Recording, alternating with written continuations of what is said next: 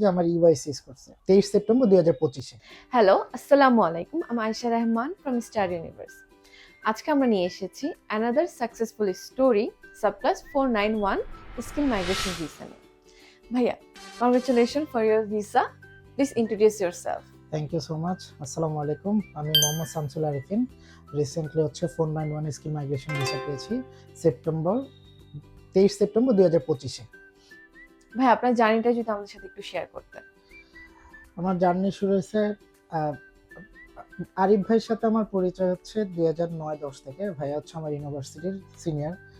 আর ভাইয়ের সাথে যখন আমরা ডিসকাশন করতেছিলাম আর কি, ভাইয়ের থেকে সাজেশন নিচ্ছিলাম বাইরে পড়াশোনার ব্যাপারে। ভাইয়া দেশে আসলো। দেশে আসার পরে ভাইয়ের সাথে ভাইয়ের বাসায় দেখা করতে গেলাম। শুক্রবার দিন ছিল, রোজার সময়।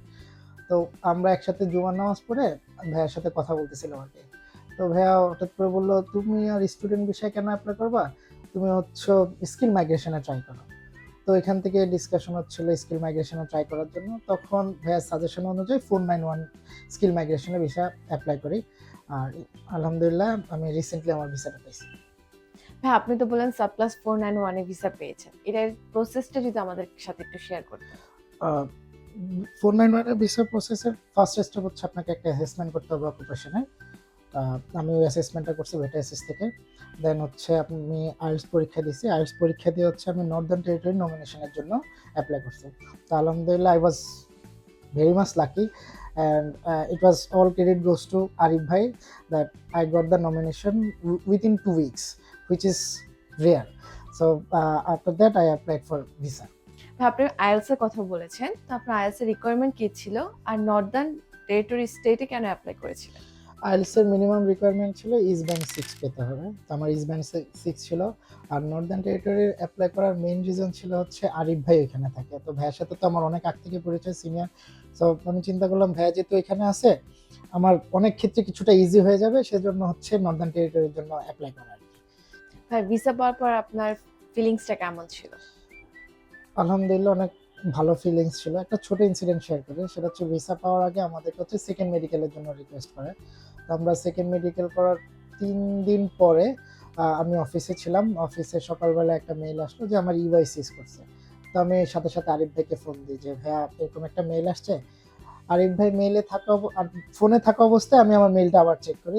তো এটা অ্যাকচুয়ালি ইউআইসিএস না, আমার ভিসাটা গ্র্যান্ট হয়েছে দেখে ইউআইটা সিস হয়েছে।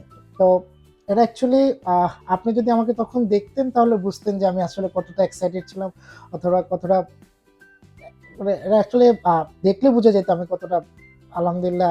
এটা অ্যাকচুয়ালি ভাষায় প্রকাশ করা যায় না। ভাই, আমাদের ফিউচার ক্লায়েন্টের জন্য যদি কোনো অ্যাডভাইস থাকে প্লিজ শেয়ার করবেন। অ্যাডভাইস হচ্ছে আপনাকে অনেক ধৈর্য ধরতে হবে, কারণ এটা হচ্ছে একটা অনেক লং টাইম প্রসেস। এর ছোট একটা ইনসিডেন্ট বলে, ইনসিডেন্ট না, এটা হচ্ছে রিয়েলিটি। সেটা হচ্ছে আমরা তো একসাথে অ্যাপ্লাই করছি, মানে আমার ওয়াইফ সবসময় আমাকে জিজ্ঞাসা করতো আর কতদিন আর কতদিন। তো আমি তো বলতাম যে ধৈর্য ধরো, ইনশাল্লাহ হবে।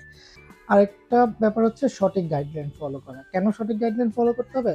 কারণ হচ্ছে আপনার স্টেট নমিনেশন একটা ইস্যু আছে, পয়েন্ট ক্যালকুলেশন ইস্যু আছে, কোন অকুপেশনে আপনি অ্যাপ্লাই করতে পারবেন, এই ইস্যুগুলো আছে। সো আপনি যদি সঠিক গাইডলাইন ফলো না করেন, আপনার অ্যাসেসমেন্ট হবে, বাট আপনার ইনভাইটেশন অথবা স্টেট নমিনেশন যেটা বলে সেটা নাও আসতে পারে। ফাইনাল হচ্ছে স্টার ইউনিভার্সকে ধন্যবাদ, স্পেশালি আরিফ ভাইকে ধন্যবাদ। আর ভবিষ্যতে যারা নমিনেশনের জন্য অ্যাপ্লাই করবেন তাদেরকে অগ্রিম শুভকামনা। থ্যাংক ইউ ভাইয়া for your time. Thank you so much.